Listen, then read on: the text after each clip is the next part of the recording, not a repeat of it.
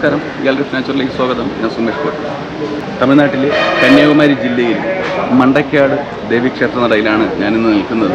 മണ്ടയ്ക്കാട് ദേവീക്ഷേത്രത്തിൻ്റെ ഐതിഹ്യവും ചരിത്രവും ഉൾപ്പെടെയുള്ള വിശദമായ കാഴ്ചകളാണ് ഈ വീഡിയോയിലൂടെ നിങ്ങളിലേക്ക് എത്തുന്നത്. തമിഴ്നാട്ടിലെ കന്യാകുമാരി ജില്ലയുടെ പടിഞ്ഞാറൻ തീരത്തുള്ള കുളച്ചലിന് സമീപം മണ്ടയ്ക്കാട് എന്ന സ്ഥലത്ത് സ്ഥിതി ചെയ്യുന്ന പ്രസിദ്ധമായ ക്ഷേത്രമാണ് മണ്ടയ്ക്കാട് ശ്രീ ഭഗവതി അമ്മൻ ക്ഷേത്രം. ഹൈന്ദവ ശാക്തേയ വിശ്വാസപ്രകാരം ഒരു ചിതൽപുറ്റിനുള്ളിലെ ശ്രീചക്രത്തിൽ കുടിയിരിക്കുന്ന ജഗദീശ്വരിയും ആദിപരാശക്തിയുമായ ശ്രീ ഭദ്രകാളിയാണ് ഇവിടുത്തെ പ്രധാന പ്രതിഷ്ഠ. മണ്ടയ്ക്കാട് അമ്മൻ എന്ന് ഇവിടുത്തെ ഭഗവതി അറിയപ്പെടുന്നു. തിരുവിതാംകൂറിലെ മാർത്താണ്ഡവർമ്മ മഹാരാജാവ് നിർമ്മിച്ച ഈ ക്ഷേത്രം നാഗർകോവിൽ കുളച്ചൽ സംസ്ഥാന പാതയിൽ മണ്ടയ്ക്കാട് എന്ന സ്ഥലത്ത് കടൽ തീരത്തിനോട് ചേർന്ന് സ്ഥിതി ചെയ്യുന്നു. സ്ത്രീകൾക്ക് ഇരുമുടിക്കെട്ടുമായി പ്രവേശിക്കാം എന്നതിനാൽ ഇവിടം സ്ത്രീകളുടെ ശബരിമല എന്നും അറിയപ്പെടുന്നു. കുംഭമാസത്തിൽ നടക്കുന്ന കൊടമഹോത്സവം ആണ് ഇവിടുത്തെ പ്രധാന ഉത്സവം. ഇത് മണ്ടയ്ക്കാട് കൊട എന്നറിയപ്പെടുന്നു. ശാക്തേയ കൗളാചാര പ്രകാരം ക്ഷേത്ര പരിസരത്ത് മത്സ്യമാംസാഹാരങ്ങൾ പാകം ചെയ്യുന്നതും കഴിക്കുന്നതും ഇവിടുത്തെ ഒരു പ്രത്യേകതയാണ്. അടുത്തുള്ള കടൽ തീരത്തു നിന്നും മത്സ്യം വാങ്ങി കറി വെച്ച് ഭഗവതിക്ക് നിവേദിക്കുന്നത് ഇവിടുത്തെ പ്രധാന ആചാരമാണ്. കുംഭമാസത്തിലെ കൊട ഉത്സവം കൊടിയേറി കഴിഞ്ഞാൽ ക്ഷേത്രം എല്ലാ ദിവസവും 24 മണിക്കൂറും ദർശനത്തിനായി തുറന്നിരിക്കും. ഭക്തർക്ക് ഇഷ്ടമുള്ള ഏതു സമയത്തും ഇവിടെ പൊങ്കാല അർപ്പിക്കാവുന്നതാണ്. പൊങ്കാല നിവേദിക്കുന്നതും ഭക്തർക്ക് നേരിട്ട് ചെയ്യാം. ഇവിടെ പൂജാരിമാർ വന്ന് നിവേദിക്കണമെന്ന നിർബന്ധമില്ല. ഉത്സവ സമയത്ത് തെക്കൻ കേരളത്തിൽ നിന്നും, പ്രത്യേകിച്ച് തിരുവനന്തപുരം, കൊല്ലം ജില്ലയിൽ നിന്നും വലിയ ഭക്തജന തിരക്കാണ് ഇവിടെ അനുഭവപ്പെടുന്നത്.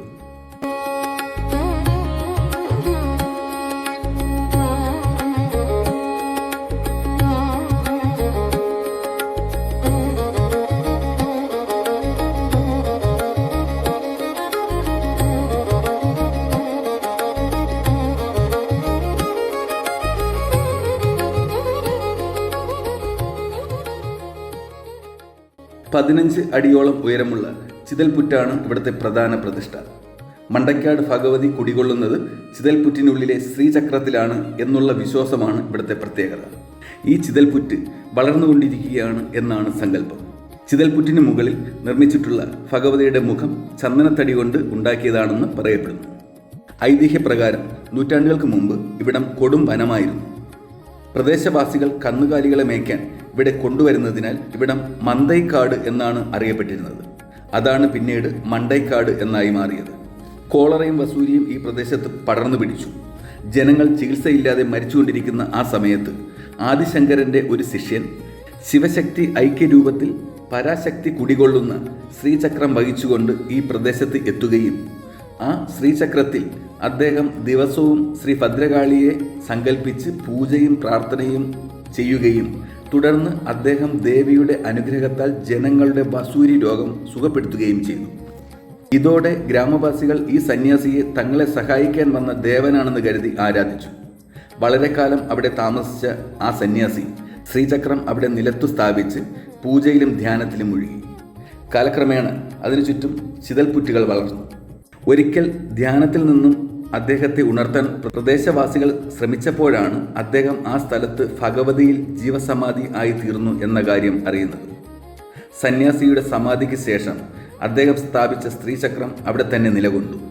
ഇതറിഞ്ഞ് ഇവിടം ഭരിച്ചിരുന്ന മാർത്താണ്ഡവർമ്മ മഹാരാജാവ് ഭഗവതിക്ക് വേണ്ടി ഇവിടെ ഒരു ക്ഷേത്രം പണിതു. അതാണ് ഇന്ന് കാണുന്ന മണ്ടയ്ക്കാട് ക്ഷേത്രം.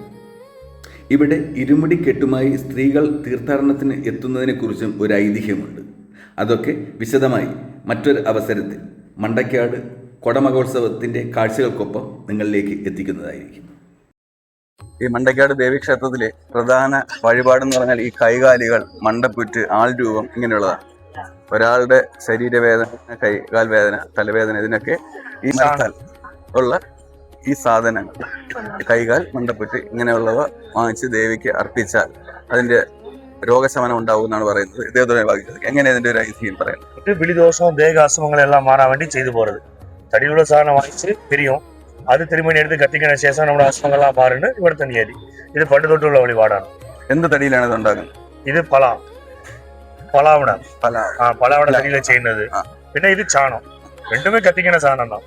ഇത് കത്തിക്കാൻ ദേവിക്ക് ഏതോ നൈവേദ്യമോ ആഹാരമോ ചെയ്തു. ഇത് വന്നിട്ട് എന്താണ് ആൾരൂപം? ഇത് നമ്മുടെ ഫാമിലി വേണ്ടി ഫാമിലിയുടെ അസുഖങ്ങൾ തീരാൻ വേണ്ടി, ഫാമിലി സൗകര്യം വേണ്ടി ഭാര്യ ഭർത്താവ് മക്കളെല്ലാം കൂടി ഉണ്ടാവും. ഇത് അങ്ങനെ സങ്കല്പിച്ച് തരും. ഇത് ദേഹ അസുഖം ഒരു ദിവസം ദൃഷ്ടി ദിവസങ്ങളോ സേവന ദിവസങ്ങളോ മാറാടി തലയ്ക്ക് ഒളിഞ്ഞിടും. മണ്ടപ്പുറ്റ് അല്ലേ? മണ്ടപ്പൊച്ച്. ഇതാണ് ഇവിടുത്തെ പ്രധാനം. പിന്നെ തൊട്ടി കെട്ടുന്നത് കൊച്ചി കിട്ടാൻ വേണ്ടി തൊട്ടി കെട്ടുന്നത്. മക്കൾ കുഞ്ഞുങ്ങളുണ്ടാകാൻ വേണ്ടിയിട്ടാണ് തൊട്ടിൽ തടിയുടെയാണ്. അതുപോലെ ഒരേ തരത്തിലുള്ളവരുണ്ട് ആ കാണാൻ ഉൾപ്പെടെ നോക്കുമ്പോൾ.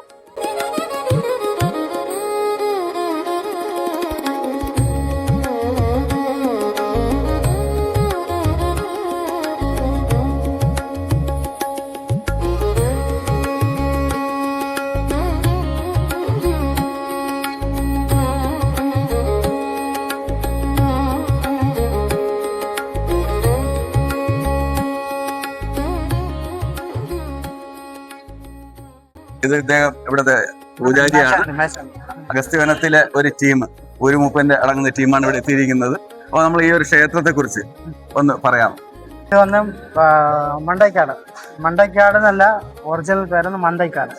ഈ ആട് മാടുകൾ മേയ്ക്കുന്ന ആ സ്ഥലമാണ് ഇത്. പണ്ട് ഇരുന്നതാണ് അങ്ങനെ. അവിടെ നിന്നാണ് കൊല്ലം, കോട്ടയം അപ്പുറത്തു നിന്നാണ് ഇവിടെ ആളുകൾ വരണതും. ഈ ബാരാമതി അവിടെ നിന്ന് ഈ വണ്ടിയിൽ മറ്റേ വണ്ടി കെട്ടി വരുമെന്ന് പറയാമല്ലേ, അതുപോലെ വരണതും ഇവിടെ വന്ന് സെയിൽ ചെയ്യുന്ന ഇടവുമാണ് ഇത്. ഈ ആടുമാടുകൾ മേയ വിടുന്ന ഇടം. അപ്പോൾ മണ്ടയ്ക്കാട് ഭഗവതിയെ കുറേ കാലത്തിന് മുമ്പ് ഒരു മുനിവേർ എന്ന് പറയും. മുനിവേർ ഒരാൾ കൊണ്ടുവന്ന് ഒരു ശ്രീചക്രം വെച്ച് പൂജ ചെയ്തതാണ്. പുള്ളി വച്ചിട്ട് പൂജ ചെയ്തിട്ട് അവിടെ ജീവസമാധിയായെന്നാണ് നമുക്കറിഞ്ഞ് അപ്പം ആ സ്ഥലത്ത് ഇതുപോലെ മണ്ണ് കൂട്ടി വെച്ചാണ് പുള്ളി പൂജ ചെയ്തത്. പിന്നെ അവിടെ കളിക്കുന്ന ചെറിയ കൊച്ചു പിള്ളേർ ആ മണ്ണിനെ തട്ടിയപ്പോൾ മണ്ണിൽ നിന്ന് ദൂരെ ബ്ലഡ് വന്നു. അത് കണ്ടോണം രാജാവിൻ്റെ കാതിൽ പോയി. രാജാവ് വന്ന് അത് നോക്കി അതിനെ ഒരു കോവില എടുത്ത് കിട്ടി. പിന്നെ ആ പുറ്റ് വളരാൻ തുടങ്ങി. വളർന്ന് ഉയരെ തട്ടി അമ്മ ഈ ലെവലിനായി. ഈ രാജാകാലത്തിൽ ആണ് കെട്ടി ഏൽപ്പിച്ചത്. അപ്പം അമ്മ വളർന്നുകൊണ്ടിരിക്കുന്നത് ഇന്നും ഒരു വർഷത്തിന് ഒരു നെൽമണി അളവ് വളർന്നുകൊണ്ടാണ് ഇരിക്കുന്നതാണ്. ഇവിടുത്തെ പ്രധാന പൂജയും കാര്യങ്ങളും എന്തൊക്കെയാണ്? പ്രധാന പൂജ എന്ന് പറഞ്ഞാൽ 10 ദിവസം ഉത്സവമാണ് പ്രധാനം. 10 ദിവസം ഉത്സവത്തിൽ 5-ാം നാളുള്ള വലിയ പടുക്ക പൂജ, പിന്നെ 9-ാം നാളുള്ള വലിയ ചക്രത്തീവത്തി, അതാണ്. പിന്നെ 10-ാം നാളിലെ ഒടുക്ക് പൂജ. ഇതാണ് ഇവിടുത്തെ പ്രധാനം. മണ്ടയ്ക്കാട്ട് കൊട എന്നറിയപ്പെടുന്ന പ്രധാനം. അവിടെ നിന്ന് മണ്ടയ്ക്കാട്ടമ്മയ്ക്ക് കെട്ടിക്കൊണ്ടുവരും. അതും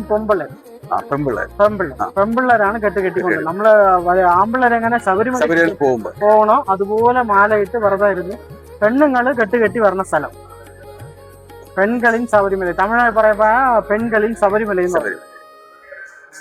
പിന്നെ ഇവിടെ ഒടുവലത്തെ വെള്ളിയാഴ്ച, ഒടുവലത്തെ ചൊവ്വാഴ്ച, പൗർണമി, ഇതെല്ലാം വന്ന് ഇവിടെ പ്രധാന ദിവസമാണ്.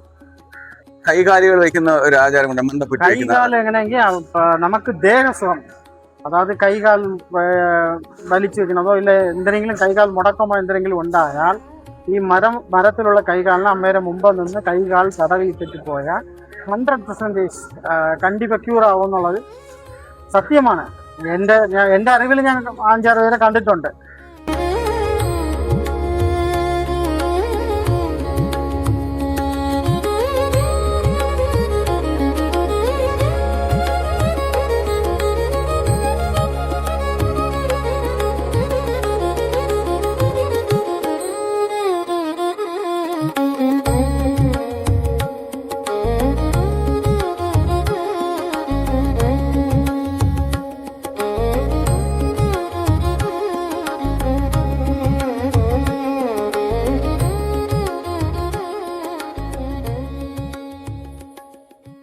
എൻ്റെ പേര് ബില്ലിയങ്ങാടി എന്നാണ്. ഞാൻ അഗസ്ത്യവനത്തിൽ നിന്നാണ് പറഞ്ഞത്. ഞങ്ങൾ കുറച്ച് മുമ്പ് കാലത്ത് വന്ന് ഈ കടലൊക്കെ കയറിയതിന് ശേഷമാണ് ഇപ്പോൾ ക്ഷേത്രത്തിൽ അങ്ങനെ വരാതെ ഉള്ളത്. അല്ലെങ്കിൽ എല്ലാ പ്രാവശ്യവും ഞങ്ങൾ മണ്ടയ്ക്കാട് വന്ന് തൊഴുത് പോകുന്ന സ്ഥലമാണ്. എല്ലാ പ്രാവശ്യവും ഞങ്ങൾ വരും. ഈ കടലൊക്കെ കയറിയതിന് ശേഷം സുനാമിയൊക്കെ വന്നതിന് ശേഷമാണ് ഇപ്പം ഇങ്ങോട്ട് അതിന് ശേഷമാണ് മണ്ടയ്ക്കാട് വരാത്തത്. അല്ലെങ്കിൽ എല്ലാ കൊല്ലവും കുംഭമാസത്തിനാണ് വരും. ഇതെൻ്റെ അമ്മയാണ്, ഇതെൻ്റെ ഭാര്യ, ഇതെൻ്റെ സഹോദരിയായ അനിയത്തി. അങ്ങനെ ഞങ്ങൾ കുടുംബത്തോട് എല്ലാ വർഷവും വന്നത്. സുനാമി വന്നതിന് ശേഷം ഇപ്പൊ ആദ്യമായിട്ടാണ് വന്നത്. ഇന്ന് നമ്മൾ ആറ്റുകാല് ഭഗവതിയുടെ നടയിൽ പോയി തൊഴുതിട്ടാണ് മണ്ടയ്ക്കാട് വന്നത്. മണ്ടയ്ക്കാട് അമ്മനെ തൊഴുതിട്ട് നമ്മൾ കന്യാകുമാരി പോയിട്ട് തിരിച്ചു പോകും.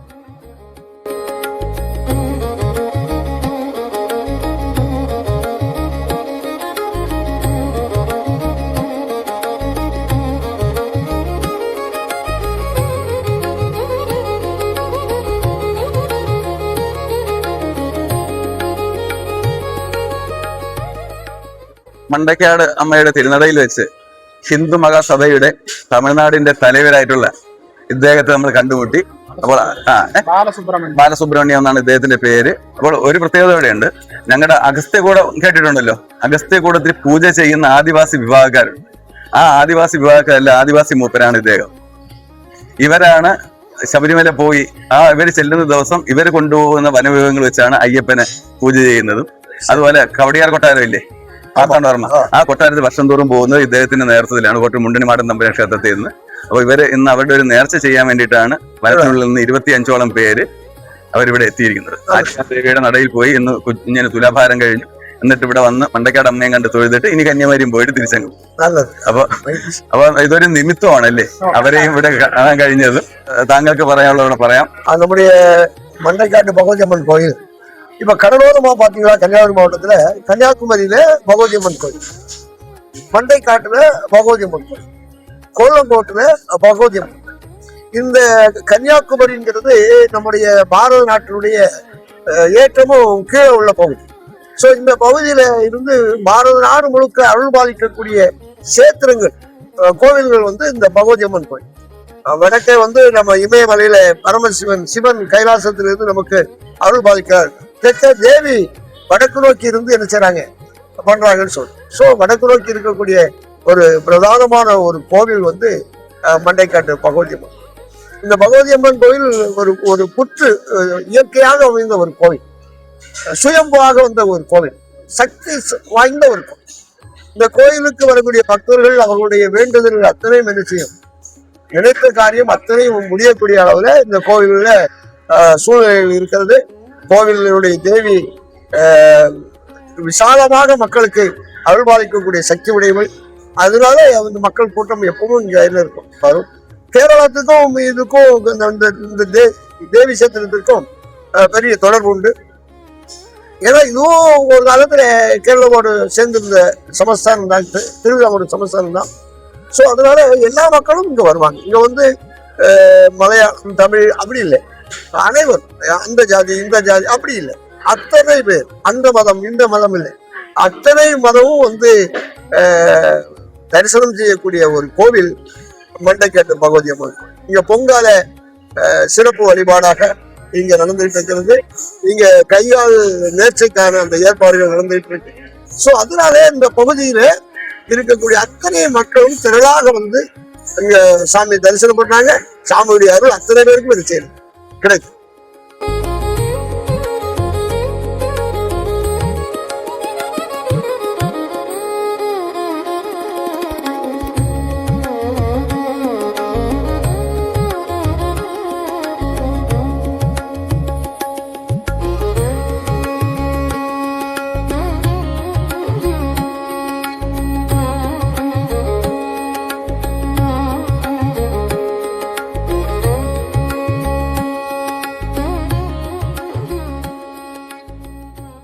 ക്ഷേത്ര കോമ്പൗണ്ടിനുള്ളില് 2 ഉപദേവതമാരാണുള്ളത്. ഒന്ന് ശ്രീ പ്രസന്ന വിനായകരും, ഒന്നാരാന്ന് പറഞ്ഞ ഭൈരവരെന്നാണ് വിളിക്കണത്.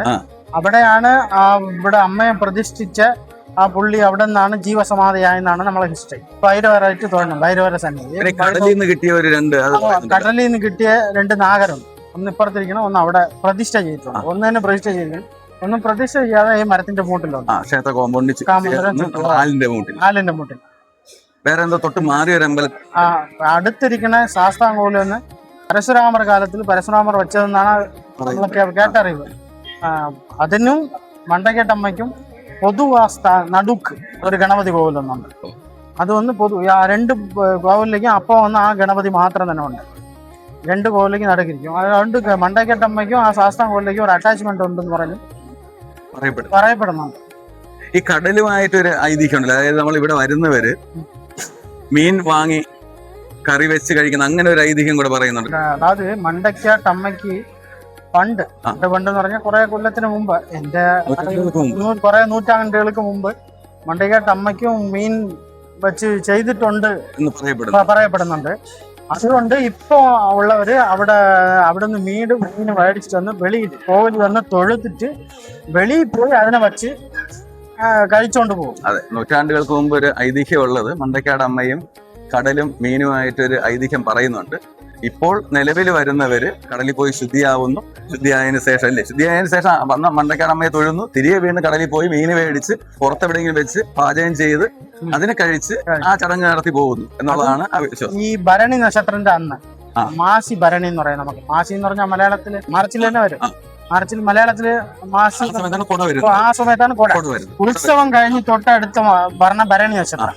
ഭരണിക്കാണ് അമ്മയുടെ നക്ഷത്രം. നക്ഷത്രം. അതുകൊണ്ട് ആ നക്ഷത്രത്തിന്റെ അന്ന് ഇവിടെ ഉള്ള അടുത്തുള്ളവർ ഈ ഡിസ്ട്രിക്റ്റിലുള്ള അത്ര ഫാമിലികളും ഇവിടെ വന്ന് തൊഴുതിട്ട് നിങ്ങൾ പറഞ്ഞ പോലെ പോയി കടലിൽ കുളിച്ചിട്ടൊന്ന് തൊഴുതിട്ട് പിന്നെ മീൻ വാങ്ങിച്ച് വെളിയിൽ വെച്ച് അവർ വെച്ച് ആഹാരം വെച്ച് കഴിച്ചിട്ട് പോകും. ഓക്കെ, പരിചയപ്പെട്ടതിൽ സന്തോഷം. നമുക്ക് വീണ്ടും കാണാം. കട്ടായം. നമസ്തേ. നമസ്തേ.